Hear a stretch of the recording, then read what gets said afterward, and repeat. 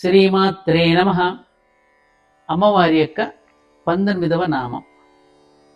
నవచంపక పుష్పాభనాసా దండ విరాజితాయై నమః. దీని అర్థం ఏమిటంటే, అప్పుడే వికసించు సంపంగి పుష్పంలాగా ఉండే ముక్కు దూలము కలిగి ప్రకాశించున్నది. అప్పుడప్పుడే వికసిస్తూ ఉన్న సంపంగి పువ్వు ఎలా ఉంటుందో అలాంటి ముక్కు దూలము కలిగి ప్రకాశిస్తుందట అమ్మవారి యొక్క నాసిక.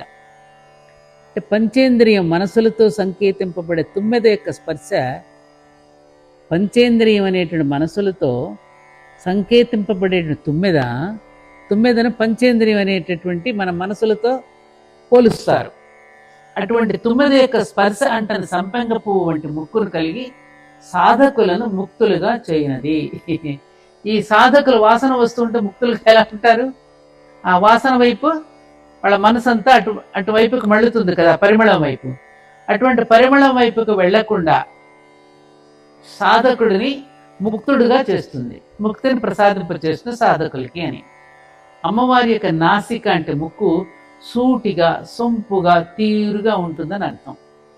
సూటి ముక్కు నిజాయితీని తెలియజేస్తుంది. సూటి ముక్కు నిజాయితీని తెలియజేస్తుంది.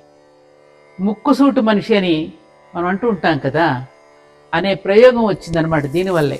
సంపంగ వాసనలు అమ్మవారి శ్వాసలో ఉంటాయిట. అమ్మవారి శ్వాసలోనే సంపంగ వాసనలు ఉంటాయిట. ఎందుకనంటే సంపంగం మీద తుమ్మెద వాలదట. తుమ్మెదకు 6 పాదాలు ఉంటాయి, అందుకే షట్పదం అంటారు.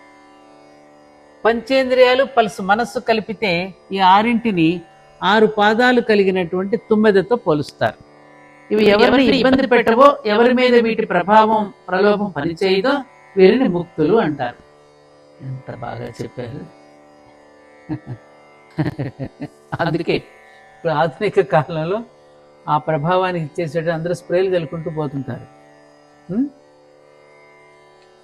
ఎంత బాగా చెప్పారు ఈ నామంలో. ఇంత అద్భుతమైన రహస్యనామ స్తోత్రాలలో ఉన్న అనేక రహస్యాలను మీరు తెలుసుకోవాలి అంటే ఈ ఛానల్ని మీరు సబ్స్క్రైబ్ చేసుకుంటే మీకు అనేక విషయాలు తెలుసుకోగలుగుతారు. చేసుకుంటారు కదూ.